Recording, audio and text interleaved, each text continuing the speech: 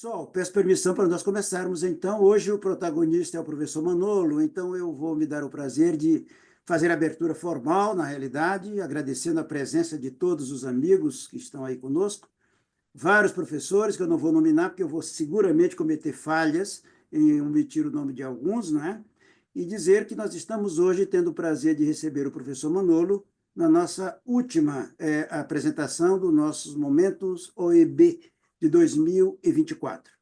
Eu vou fazer uma síntese, é um pouco difícil essa missão, mas vamos fazer uma síntese aqui do currículo do nosso nobre professor e amigo Manolo, rapidamente, para que vocês se lembrem. A maior parte já conhece, praticamente, para a maioria dispensa apresentação. O professor Manolo, economista, já acabou de falar mesmo, mestre, doutor pela nossa gloriosa FEA, a USP, professor da FEA desde 1900, vou falar, viu, Manolo, 71. Hoje é professor sênior, para aqueles que não sabem nosso regime, professor sênior, é antigo professor voluntário, que hoje, quando nós nos aposentamos, a gente continua como professor sênior se quisermos. Então, o que somos hoje, professor Manolo é professor sênior das disciplinas métodos quantitativos, macroeconomia, economia brasileira e econometria. É coautor do livro Fundamentos de Economia, um best-seller em economia, coautor do livro Manual de Economia, também com a equipe de professores da FEA, da USP, foi coordenador do graduação de estágio supervisionado da FEA, é pesquisador da FIP, Fundação de Pesquisas Econômicas, do Instituto de Pesquisas Econômicas, né, da USP também, coordenador de MBAs, né? É membro do Conselho Editorial da Revista de Estudos Econômicos, foi presidente do Conselho Regional de Economia em duas gestões, 2012 e 14, 2016 e 2018, é atualmente presidente da Ordem dos Economistas, para nossa honra e prazer, é consultor econômico, palestrante, advogado, professor de escola de negócios, dentre as quais, obviamente, a FIA, é pesquisador do Núcleo de Capitalismo Humanista da PUC, membro honorário da Academia Paulista de Educação, reitor das Faculdades Oswaldo Cruz. Professor Manolo, hoje é o nosso grande professor que nos abrilhantará com a aula de encerramento de Momentos do EB 2024, falando sobre o Plano Real e a desigualdade de renda no Brasil. Sucesso garantido, professor Manolo, muito obrigado, e passo-lhe a palavra e o microfone. Bom, muito obrigado aí, professor Almir. Obrigado aos demais colegas que estão presentes e acredito eu que vamos ter uma boa tertúlia, digamos assim, nessa hora que temos pela frente. Bom, a primeira questão a colocar é o Plano Real, né? Ele muitas vezes é cantado em prosa e verso, como se tivesse algo mágico, se ele fosse algo mágico. Me parece que há até filmes, ou algum filme sobre como foi aquele período de gestão do Plano Real. Aquele período foi algo realmente fantástico. Nós tivemos várias décadas anteriores, né, onde planos econômicos eram totalmente sem pé nem cabeça, né? Até que chegaram os colegas que formularam as diretrizes do que seria o Plano Real e qual seria o objetivo fundamental desse plano que foi dado início em 1º de julho de 1994. Bom, eu tenho a grata satisfação de lembrar do Pércio Arida. Fauzi, não lembro se o Pércio estava contigo, porque me parece que o Pércio foi 71, não me lembro se foi da tua turma. Depois, Não foi, não foi. então foi uma turma antes. Mas Pércio e os colegas da PUC Rio conhecem economia, né? Os bons economistas não estão do outro lado, né? Não estão daquele lado lá, né? Os bons economistas estão do nosso lado. E depois de todos os fracassos dos planos cruzado 1, 2, etc. e tal, o plano real é colocado em prática e tem um apelo muito forte para a sociedade. Décadas de inflação são, deixadas para trás e temos agora uma nova visão do processo inflacionário. Então, a primeira coisa a dizer é que a implantação do plano foi um sucesso extraordinário. Ele continua tendo sucesso até os dias de hoje, depois de 30 anos. Essa é uma das grandes benesses do Plano Real. A benesse, a bondade, acabar com aquele período hiperinflacionário. Depois de 30 anos, a sociedade brasileira se acostumou com taxas de inflação baixas. Isso é extremamente importante frisar nesse momento, porque, conforme falarei um pouco mais para frente, a melhor maneira de reduzir a dívida pública em relação ao PIB é gerar uma forte inflação. Não tem jeito de cortar despesas, gera inflação que a dívida em termos reais cai. Mas isso deixaremos um pouquinho para frente. Então, nesse momento, a questão é, bom, essa é a bondade do Plano Real.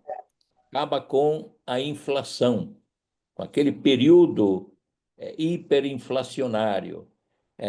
E todos os que lembram essa época, lembramos a importância de frear o processo de hiperinflação e vemos os efeitos positivos que isso tem sobre a renda disponível das pessoas, dos cidadãos brasileiros. A ida ao supermercado já é mais tranquila, não há preocupação de remarcação contínua de preços. Os preços ficam relativamente estáveis. Inflação em queda de 2 dígitos para 1 dígito, e isso acaba afetando de maneira muito positiva,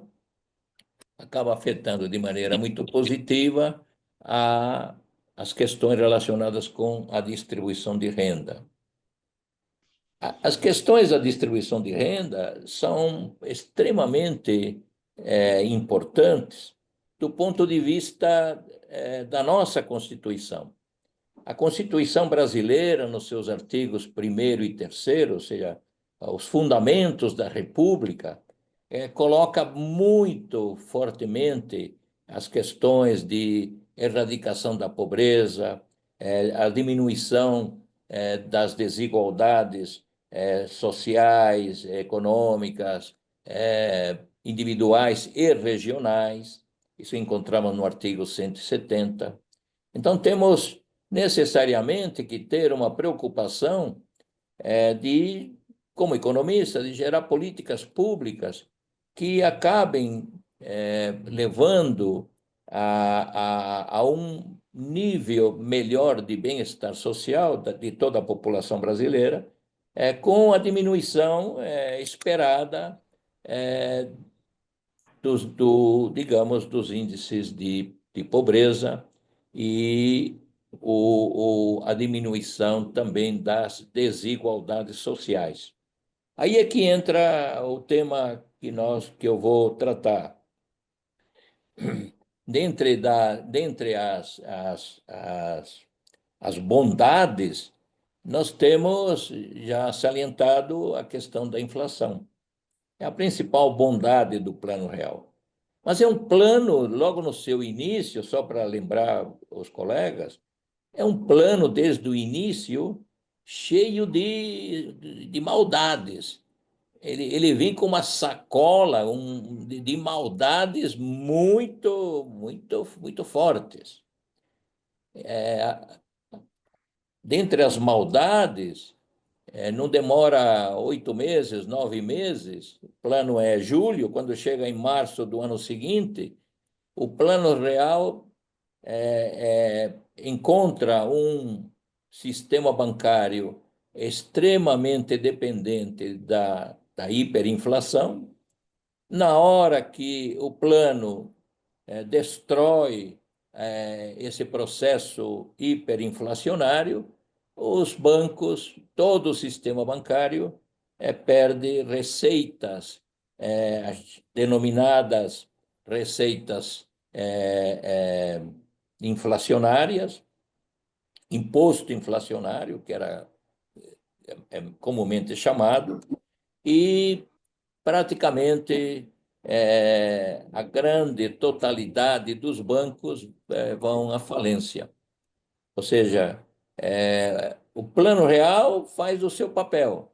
Qual era o papel? O papel era diminuir a taxa de inflação. Só que os bancos vinham, desde anos atrás, os bancos vinham vivendo às custas desse processo inflacionário.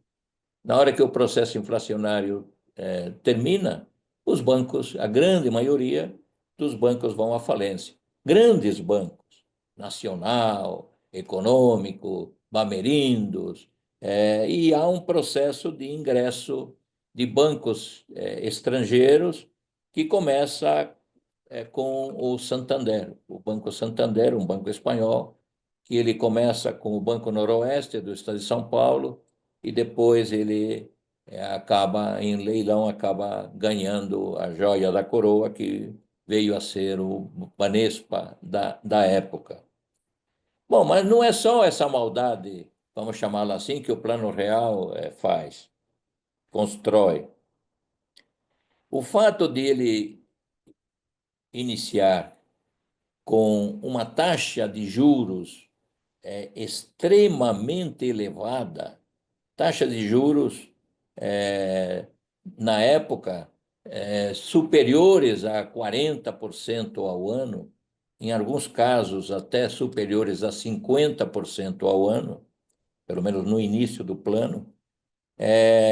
Essas taxas acabam criando uma série de problemas para pessoas que querem obter crédito junto a bancos, porque com essas taxas de juros, o crédito é muito caro e há uma dificuldade enorme para que o cidadão brasileiro compre a sua geladeira, compre o seu fogão, por causa dessas elevadas taxas de juros que passam a vigorar ao início do Plano Real. Mas há um outro componente, que é a questão da taxa de câmbio. E a taxa de câmbio começa com R$ 1 igual a $1. O nosso pessoal aqui teve o bom senso de não colocar na Constituição, que poderia ter uma emenda à Constituição, mas procuraram não colocar na Constituição que seria 1 por 1, $1, um real. Digo isso chamando a atenção porque os hermanos argentinos, naquela época, tinham um plano muito semelhante e colocaram na Constituição que o peso seria igual a $1.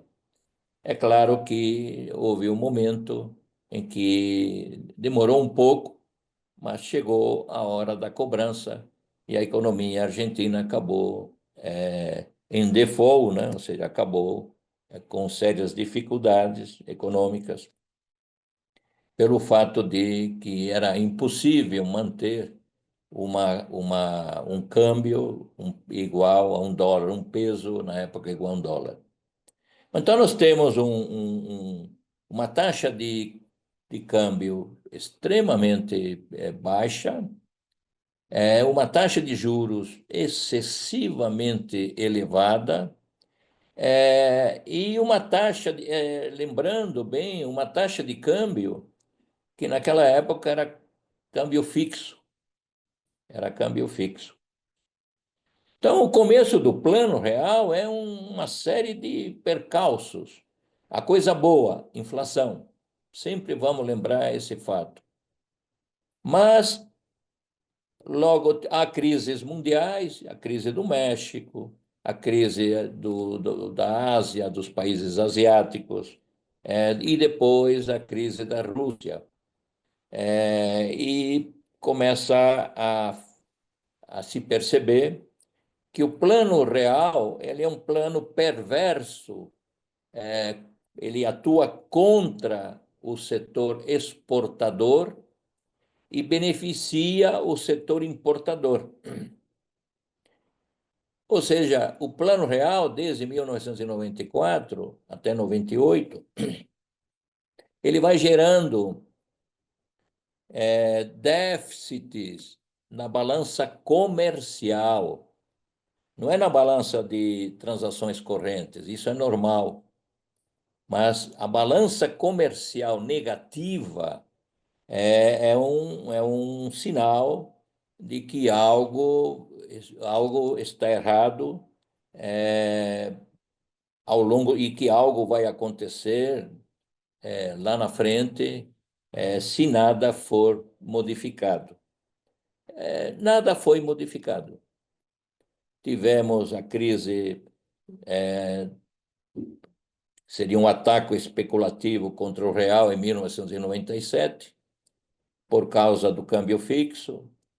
Saímos bem, ou seja, Gustavo Franco no Banco Central defendeu bem a nossa moeda, mas quando veio a crise da Rússia, em abril de 1998, a situação já das reservas brasileiras, essa situação das reservas era bastante difícil. Tínhamos poucas reservas ao final de 1998. Foi um ano de eleição, o presidente Fernando Henrique se reelegeu e percebeu-se logo após a eleição que o Brasil precisava de ajuda do Fundo Monetário Internacional para fazer jus a pagamentos prementes. Então, no começo de 1999, há uma grande mudança que vem a ser o câmbio deixa de ser fixo e passa a ser câmbio flutuante. O câmbio flutuante tem uma vantagem que retira do Banco Central do Brasil a obrigação de vender dólares aos necessitados. O mercado terá que fazer esse papel. O exportador necessariamente vende a mercadoria no exterior, recebe moeda estrangeira e tem que receber reais. Então, ele repassa a moeda estrangeira para o Banco Central, que a compra, e o exportador acaba recebendo moeda nacional. A mesma coisa com o importador. Ele precisa dar os reais para serem transformados em moeda estrangeira, para ele comprar produtos do exterior. Mas o fato da balança comercial ser negativa jogou a economia brasileira, ao final de 98, batendo no chamado iceberg, né?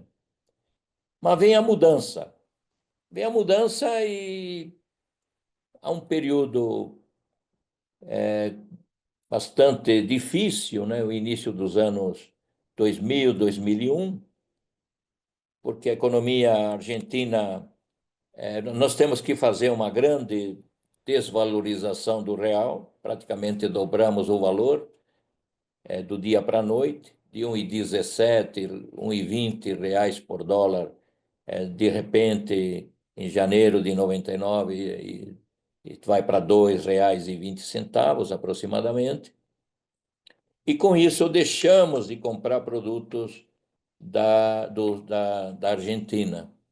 E a Argentina passa a ter uma crise cambial muito séria, e eles acabam culpando o Brasil pelo fato de que o Brasil teria causado a crise deles, quando, na verdade, a questão não era essa. O Brasil estava com problemas no balanço de pagamentos e precisava fazer um ajuste na moeda para passar ou tentar, a partir desse momento, equilibrar a conta balança comercial, que estava, conforme acabei de falar, fortemente deficitária, durante todos os 4 primeiros anos do Plano Real.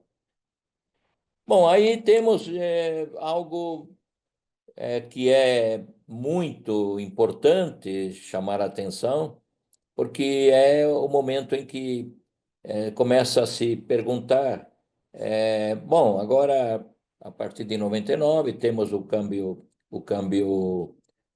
flutuante, temos uma inflação que está relativamente bem comportada, mas de que maneira eu devo utilizar os instrumentos da política econômica para que eu saiba o momento em que eu devo aumentar a taxa Selic ou diminuí-la conforme... Enfim, eu tenho que ter alguns sinais. E aí foi montado de uma maneira muito inteligente,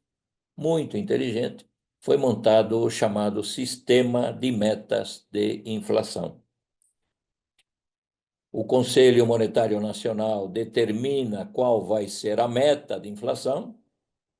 Até há pouco tempo era anual, dia 1º de janeiro até dia 31, né? Ultimamente, neste governo, houve uma mudança, tornando mais flexível esse período de tempo, né? Mas o fato é que criamos um mecanismo que dá aos diretores do Banco Central alertas do tipo, opa, precisamos aumentar a taxa de juros, porque o meu sistema, meu modelo que faz a previsão do comportamento de variáveis macroeconômicas, incluindo a taxa de inflação, estão me apontando para a necessidade de aumentar a taxa de juros Selic, que é o principal instrumento da política monetária, ou diminuir essa taxa ao longo do tempo. Bom, eu diria que essa parte do sistema de metas de inflação, naquele momento do tempo, não levava, era meio tranquila a questão conforme veremos alguns números, alguns percentuais da dívida pública, a questão fiscal, não era, pelo menos nesses primeiros anos do segundo mandato do presidente Fernando Henrique Cardoso, a questão fiscal não era tão importante quanto se tornou mais recentemente. Mas isso iremos explorando ainda pouco a pouco na minha fala. Apenas para ainda na linha do tempo, o que temos? O que temos é a implantação desse sistema de metas de inflação. O Conselho Monetário Nacional determina a meta e cabe ao Banco Central fazer a gestão da política econômica para que a taxa de inflação faça a sua convergência para a meta que foi definida pelo Conselho Monetário Nacional. Então, o Banco Central ele tem a sua estrutura, né, de diretores. Temos o diretor de política econômica, por exemplo, que é aquele que elabora os relatórios sobre a situação, digamos, do câmbio, da taxa de câmbio, sobre a situação da taxa de juros, e os relatórios desse diretor certamente são importantes para a tomada de decisões dos demais integrantes do chamado Copom, Comitê de Política Monetária. Bom, eu estou fazendo aí no tempo uma linha para ir lembrando de aspectos do Plano Real, mostrando a bondade, né, que ela até hoje está fazendo parte do plano, né, que é agir em prol da sociedade brasileira,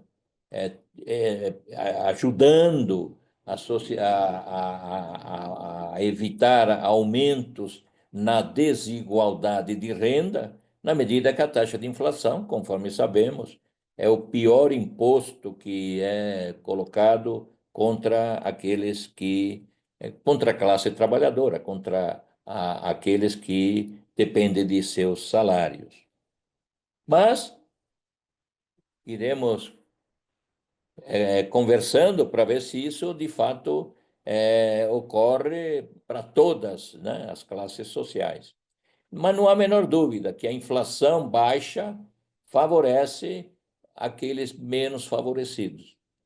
Temos a inflação de alimentos, temos inflação de uma série de outros produtos, mas à medida que a taxa de inflação ela está situada em patamares baixos, uma grande parcela da população, aqueles que vivem principalmente dos salários, essa parcela da população acaba sendo protegida por esse sistema de metas que foi colocado, repito, de uma maneira muito inteligente, para a tomada de decisões da diretoria do Banco Central do Brasil.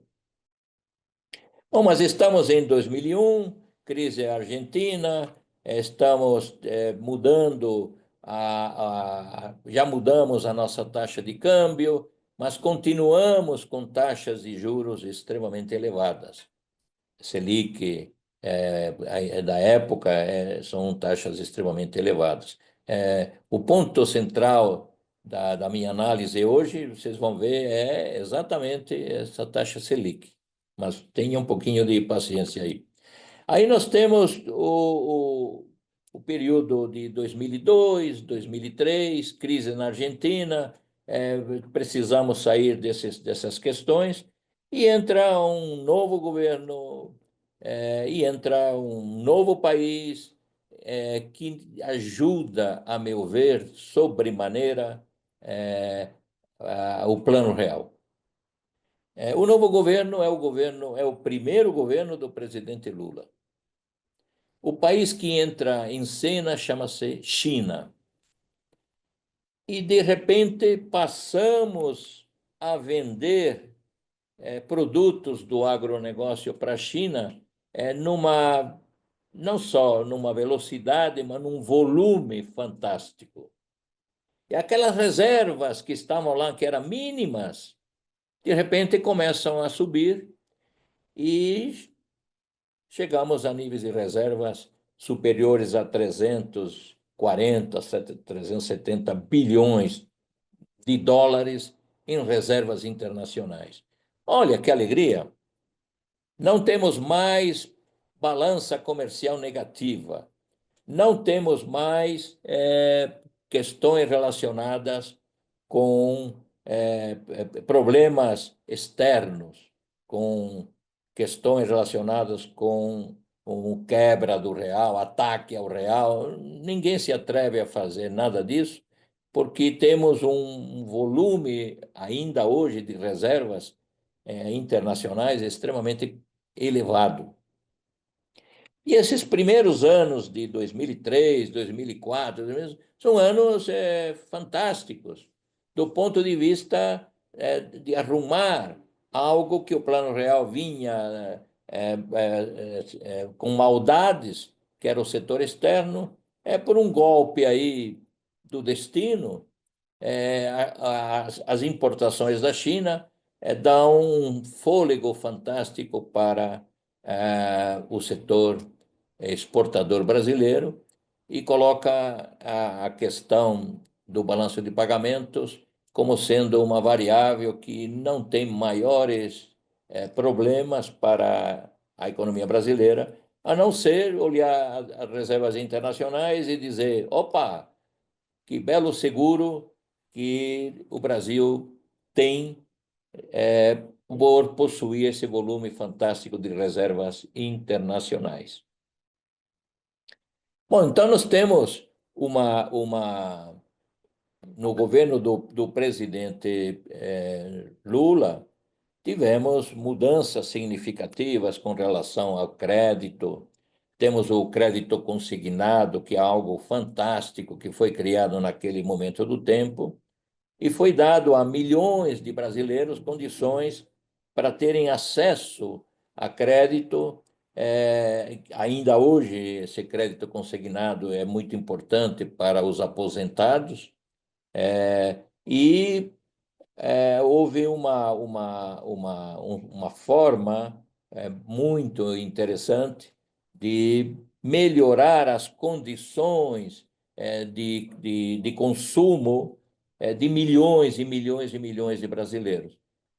Então, nós teríamos, olha, do ponto de vista da, da concentração de renda, teríamos digamos, ou da desigualdade, medida pelo índice de Gini, teríamos um resultado muito positivo nesses períodos de tempo. Os números não mostram exatamente isso. Eu vou colocar alguma coisa aqui, que é... Depois o professor Almir me perguntou, olha, é possível ver esses números aí? Eu falei, a gente vai ver, sim. Deixa eu ver se eu tenho aqui. Virtudes do plano. Aqui tenho a questão do... Deixa eu ver se eu vejo os... bondades, maldades. Eu não sou muito bom para isso aqui. Ah, tá, achei aqui, ó. Achei. O índice de Gini no governo Figueiredo, 0,57. O índice de Gini no governo Sarney, entre 0,58. Lembrando, né, que o que diz o índice de Gini? Vamos ver aqui. Lembrando que o índice de Gini tem um detalhado aqui, 0,56. Tamar Franco, 0,61. De 0 é igualdade perfeita, a 1, desigualdade total. Então, quanto mais baixo, mais tendemos à igualdade. Então, nós temos aqui o índice de Gini pelo Sarney, teve dificuldades em controlar a desigualdade, a economia continuou com alto nível de concentração de renda. Governo Fernando Collor, 0,60. No fundo, aqui é mais para dizer, olha, vamos ser meio rápidos, para dizer, olha, 0,57 no governo militar, 0,61, 0,59, 0,58, 0,55. Ou seja, são números que aparentemente não mudaram muito, apesar de que cada governante tenha tido em seu governo inúmeras políticas públicas direcionadas para melhorar a vida da população. Aqui, se nós olharmos o índice de Gini, que mede o índice de desigualdade, ele comparativamente a 1980, comparando 1980 e 2020, praticamente são iguais. Mas quanta coisa foi modificada, né? O mundo, a sociedade brasileira de 1980 não tem nada a ver com a sociedade de 2020. Houve uma melhoria fantástica para todas as classes de renda. Esse é o ponto principal. Houve uma melhoria fantástica para todas as classes de renda, mas para algumas classes de renda houve uma mudança bastante significativa. E aí eu preciso das ideias, do Piketty. O Piketty, vocês devem estar lembrados, ele escreveu o livro O Capital no século XXI, e ele examina a questão da desigualdade da riqueza e da concentração do capital ao longo de vários séculos, né? Aqui e o Piketty tem algo extremamente relevante para nós, que vem a ser a questão de como o capital se... Opa, aqui veio algo errado. Como o capital acaba se multiplicando. O cara que tem grana dorme e no dia seguinte tem mais dinheiro. O Piketty tem, no livro dele, na terceira parte do livro dele, ele tem uma relação aqui, vamos dizer assim, uma equação aqui, que ele compara R, compara com G. O R é o rendimento do capital e G é a taxa de crescimento da economia. Podemos dizer, olha, a taxa de crescimento, os salários devem crescer, estamos vendo aqui, né, em termos reais, né? Os salários devem crescer de acordo com o crescimento da economia, salário mínimo, né? A economia está crescendo tanto, como o salário mínimo é nominal, tenho que dar o nominal mais o crescimento da economia, para que os salários dos trabalhadores tenham efetivamente esse ganho. Mas o R vem a ser o rendimento do capital sobre a forma de lucros, dividendos, juros, aluguéis, patentes e outras rendas. Se R for maior que G, diz o Piketty, está havendo um processo de concentração de renda. Ou seja, a desigualdade entre classes de renda acaba sendo afetada pelo rendimento do capital. Mas vamos ver, então, esse é um ponto importante, que a taxa de crescimento da economia, via de regra, é inferior em todos os países. Precisamos ter alguns cuidados com a expressão todos os países. Se acontecer que há países que não remuneram, que as taxas de juros não são relevantes, em alguns casos são até negativas. Mas se ocorrer este fato em termos reais, que a taxa de rendimento do capital é superior à taxa de crescimento da economia, nós vamos ter uma questão de concentração de renda. O Piketty chama atenção para algo que ele não gosta muito, que é a questão da herança. A herança teria seus méritos. Quais são os méritos de que os filhos venham a receber heranças sem méritos, né? Bom, aqui é uma questão, cada país tem uma regra sobre as heranças e tem uma taxação.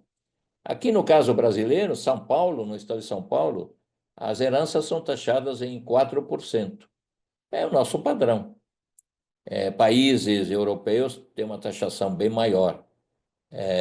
O Piketty, no livro dele, ele não gosta muito dessa questão relacionada com a taxa de poupança, com a questão da herança, perdão, né? Perdão da herança.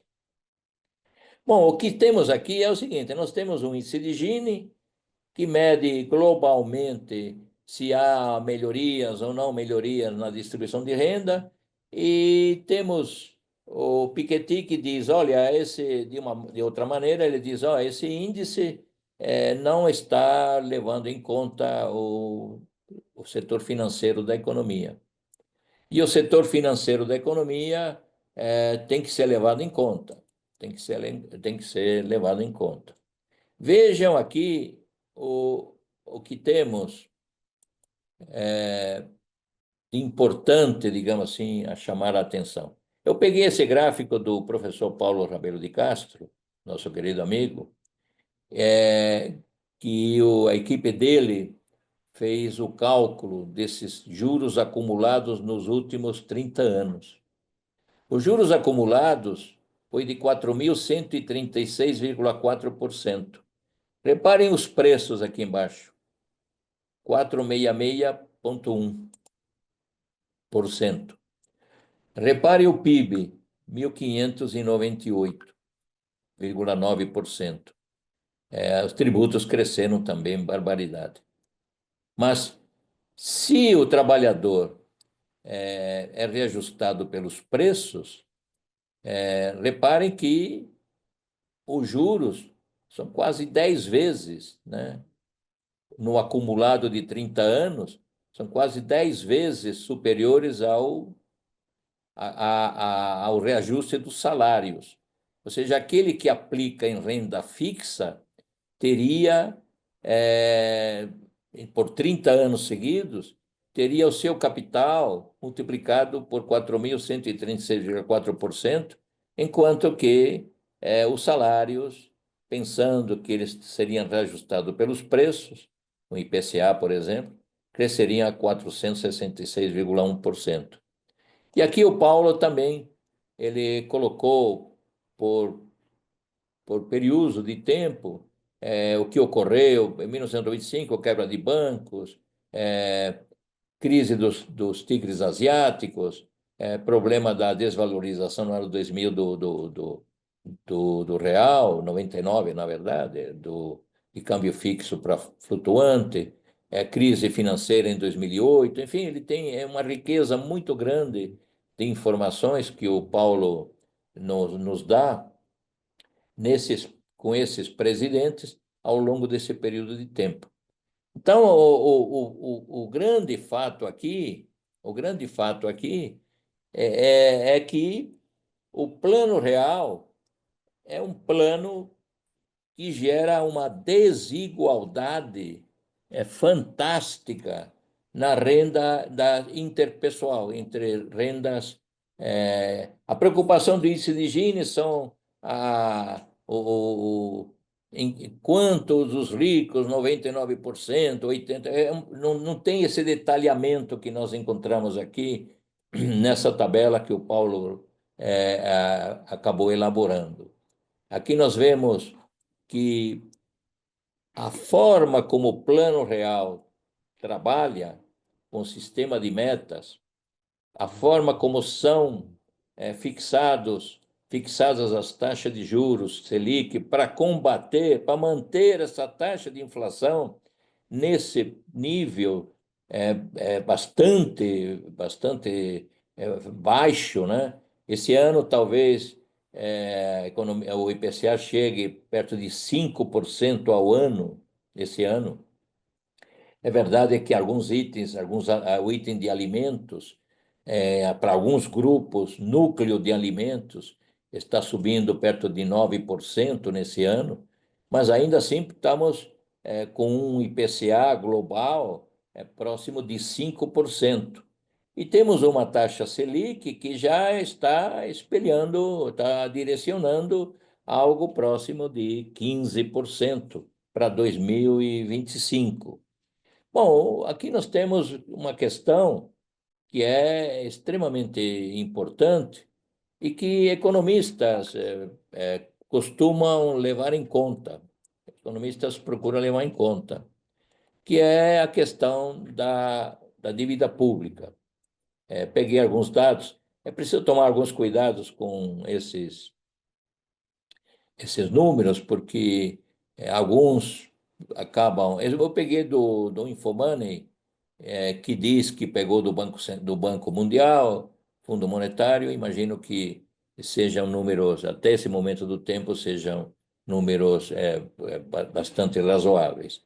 Mas estamos olhando aqui números já próximos, por exemplo, o mais atual, né, fevereiro de 2024, estamos com um número aqui de 75,6% do PIB.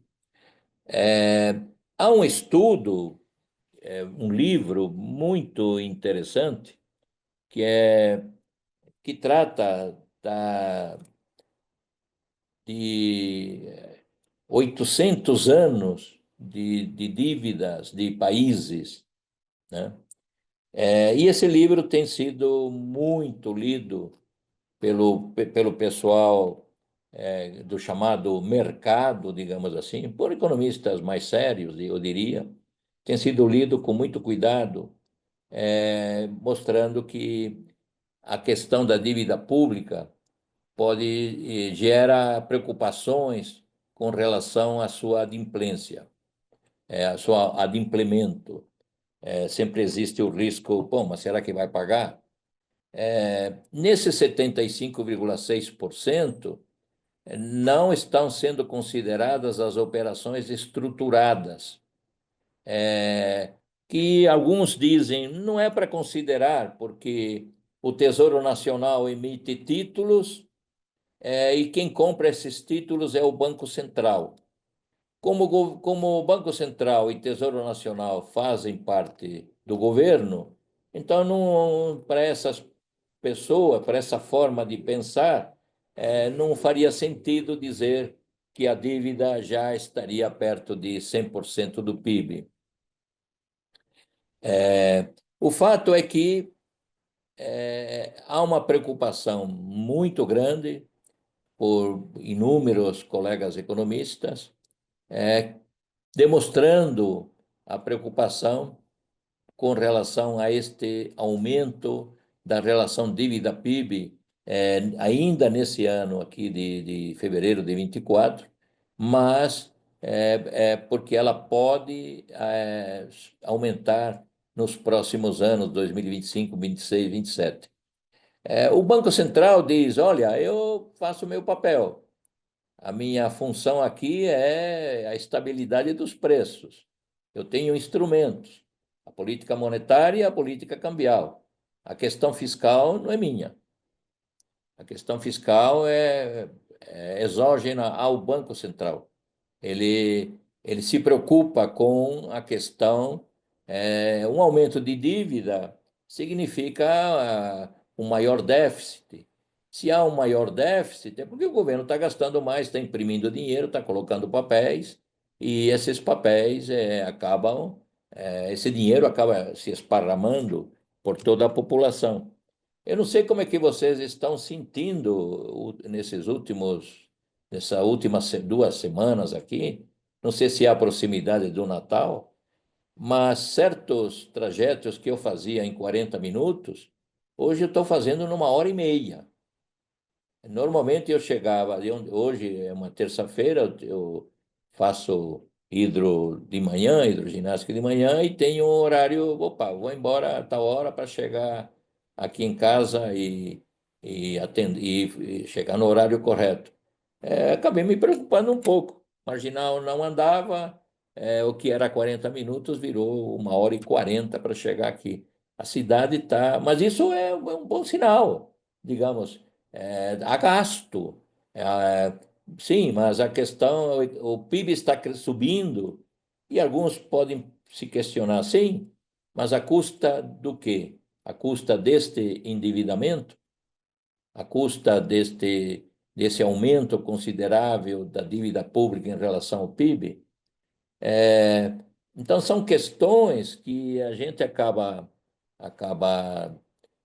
percebendo que são extremamente importantes e não podemos deixar de destacar a questão dos juros, né? Juros da dívida pública.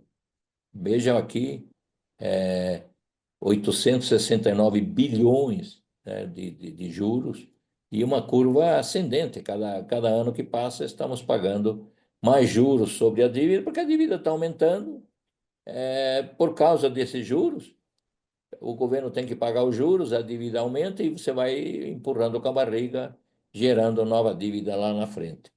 Então, eu queria trouxe para vocês estas preocupações minhas com relação a esta mega inflação de juros. Isso aqui é algo fantástico, né?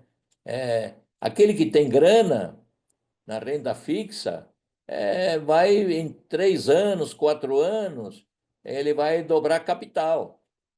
E o trabalhador que não tem, mal consegue pagar as contas do mês, não tem capacidade nenhuma de poupar, muito menos de aplicar essa poupança em algo que dê um rendimento razoável, ele enfim, está ficando para trás.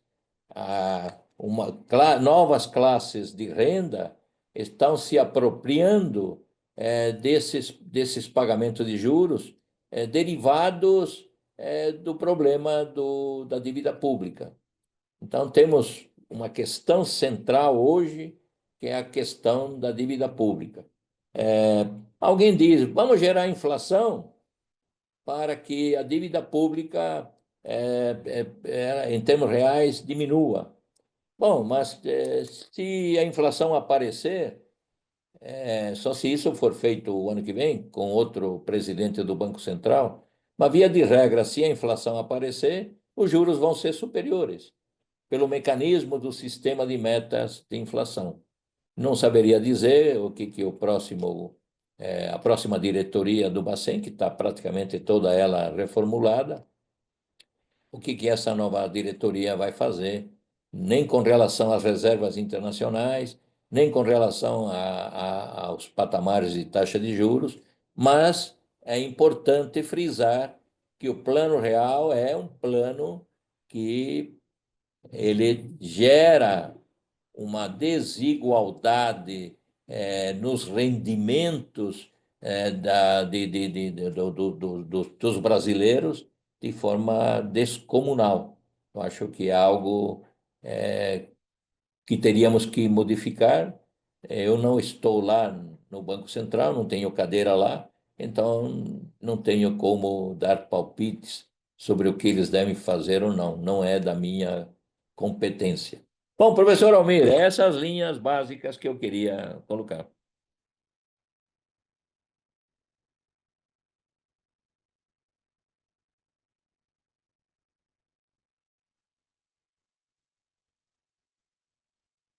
Professor Almir tá sem voz.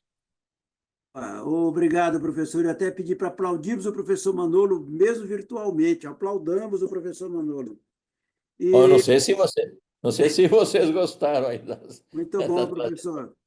Um belo diagnóstico de uma situação real da nossa economia. Vamos ter agora, apesar do horário, estarmos às 12h58 e temos o compromisso de terminar às 13 horas, vamos pedir 5 minutos de prorrogação para dar pelo menos 2 perguntas. A professora Selma está inquieta com uma pergunta. O Fausto Timaco tem aqui umas 3 perguntas para fazer. O Barnabé levantou a mão. Vamos tentar aqui pegar pelo menos 2 ou 3 perguntas. Professora Selma, por gentileza, usando do seu poder de síntese, mande bala. Muito obrigada, professor. Professor Manolo, primeiro só agradecer tanto o conhecimento que o senhor pôde transmitir para a gente. Uma maravilha. Muito obrigada. Indo na linha de todo esse contexto econômico que nós estamos agora, e diante dessa construção do acordo do acordo comercial entre a União Europeia e o Mercosul, como isso poderia contribuir, principalmente pensando em Brasil, para fazer um caminho para ajudar na redução das desigualdades? Esse seria meu ponto de questão. Muito obrigada, professor. Excelente, professora. Bom, o acordo Mercosul, num primeiro momento, a melhor resposta que podemos dar é que o comércio entre o Brasil e países da União Europeia deve crescer. E se crescer, deve haver uma mão dupla. É provável que, olha, tomara, né? É provável que brasileiros, esses cheios da grana aí, possam comprar Mercedes-Benz, Audis, importados da Alemanha a preços bem mais baratos, e impostos reduzidos. É possível que isso venha a ocorrer. Num primeiro momento, pelo que nós vemos com os franceses, o medo é do nosso setor do agro, né? A carne brasileira é uma carne muito, muito, muito, muito gostosa. O povo europeu não tem condições de comprar carne bovina pelo preço tão elevado que existe lá na Europa, e seria uma forma de vender mais produtos do agro e carnes, né? Mas outros produtos, vender para eles e importamos para nós. Ao longo do tempo, sempre isso vai gerar novos empregos, melhores salários, e acreditamos que poderia ter, sim, um efeito à medida que exportamos mais, geramos mais riqueza aqui dentro e vamos movimentando a economia, gerando melhores empregos, melhores salários e tentar, né, não perpetuar essa maldade que o plano carrega em si, que são essas estratosféricas taxas de juros que vêm sendo pagas nesses últimos 30 anos. Muito obrigada, professor. Excelente. Professor Fauzi, você tem aqui umas 4 ou 5. Sintetize para resumir para uma, Fauzi. Lembrando do seu caríssimo Claro. professor Manolo. Agradeço muito a oportunidade, professor Almir. É sempre muito agradável, né, participar desses momentos OIB. Professor Manolo, que alegria poder ter novamente uma aula sua, depois de tanto tempo. Que legal. Eu pergunto se a autonomia do Banco Central é um fato novo na condução da política econômica. Será que a taxa básica de juros não deveria ser definida pelo Conselho Monetário Nacional, ao invés de uma diretoria do banco? Bom, eu creio que a lei, bom, aqui temos aspectos legais e aspectos mais, digamos, técnicos, né? Técnicos. O Banco Central tem uma equipe técnica de altíssimo padrão, altíssimo padrão. Os diretores têm equipes que estão o dia inteiro realizando trabalhos de pesquisa, estão observando, analisando, conversando com inúmeros segmentos da sociedade para ficarem muito bem aparelhados quando vão fazer a tomada de decisões. O Conselho Monetário Nacional não tem não está aparelhado para isso. É mais um grupo de ministros, nos quais também está o Banco Central, que acabam ditando regras, as normas, né, para todo o sistema financeiro nacional. Ele é muito importante o Conselho Monetário Nacional para a elaboração de regras.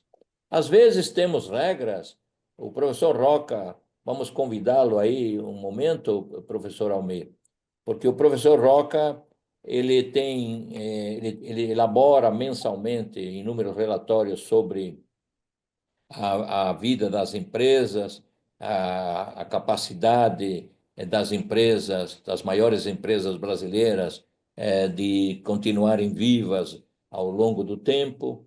E ele está chamando a atenção para um fato que o Conselho Monetário Nacional decidiu contra as letras de crédito imobiliário e contra as letras de crédito rural, LCR e LCI, que eram letras sobre as quais não incidiam imposto de renda.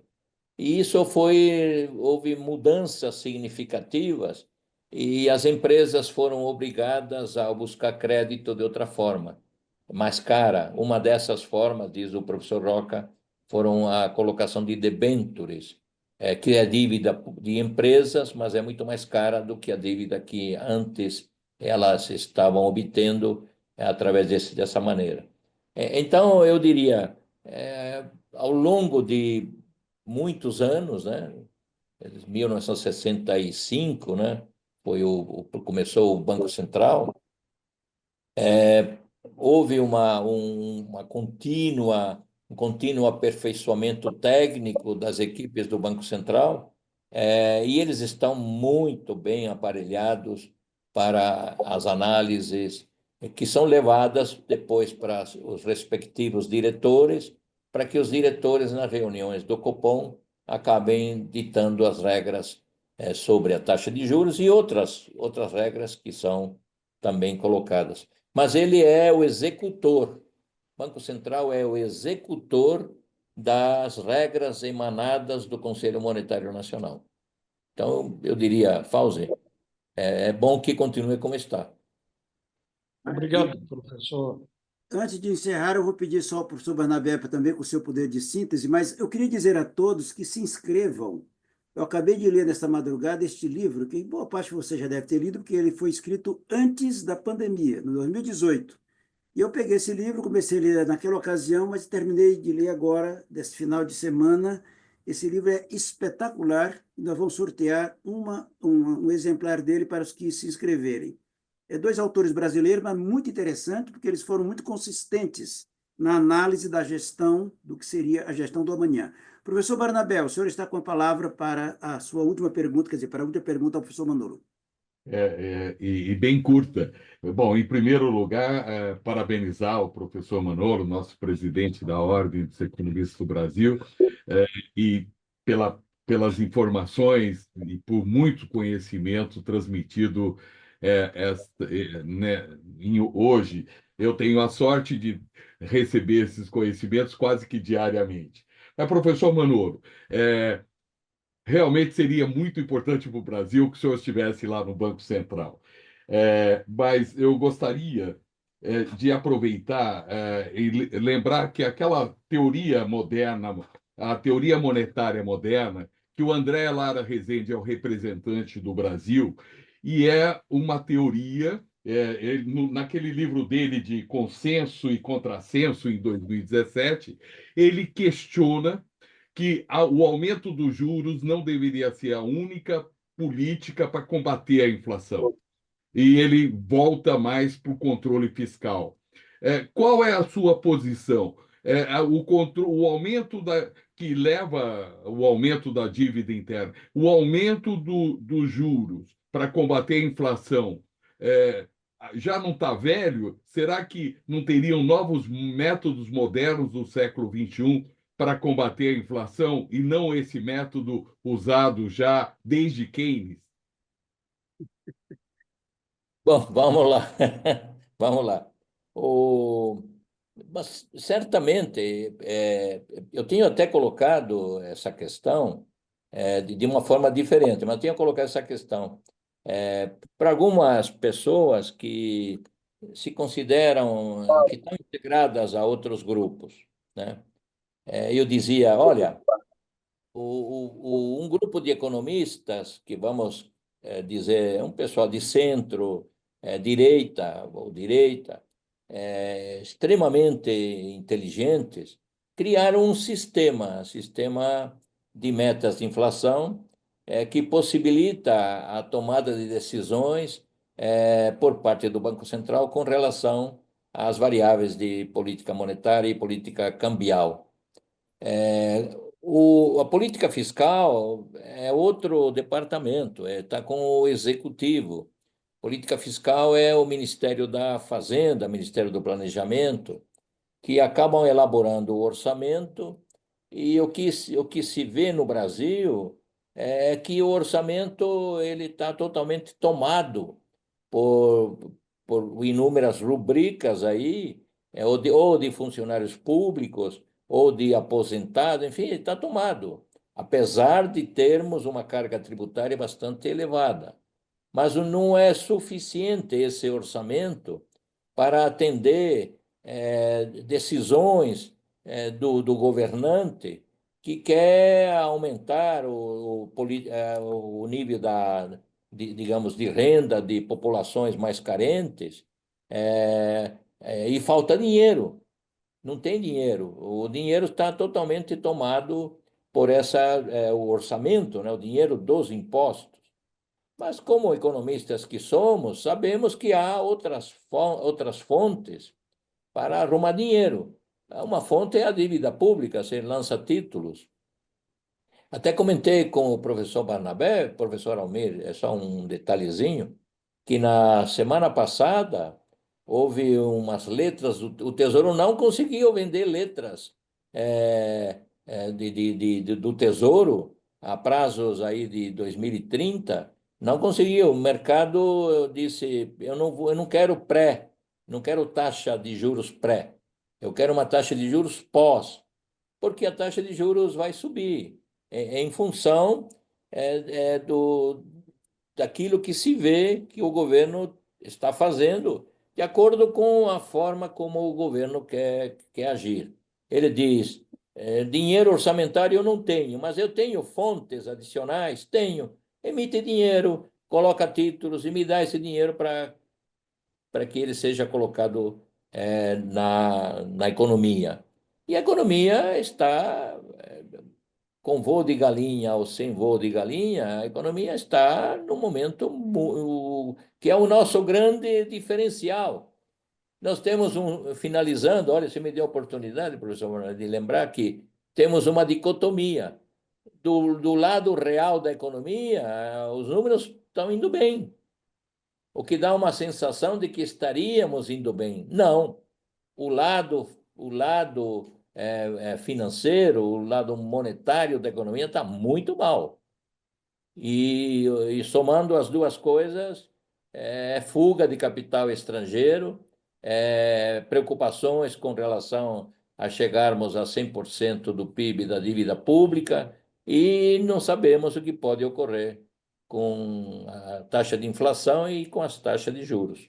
E nós estamos hoje encerrando, eu com muito prazer de conduzir esse nosso processo, representando ambas as instituições, a Ordem e a FIA, e quero agradecer a todos que nos abrilhantaram com suas presenças, que nos valorizaram com suas presenças e valorizaram a Ordem dos Economistas do Brasil, a ordem de todos nós, e desejaria a todos um excelente Natal. Eu estou falando porque depois do presidente fala, ninguém mais fala, né? Então, um excelente Natal e que 2025 seja realmente um ano muito próspero, com saúde para todos nós.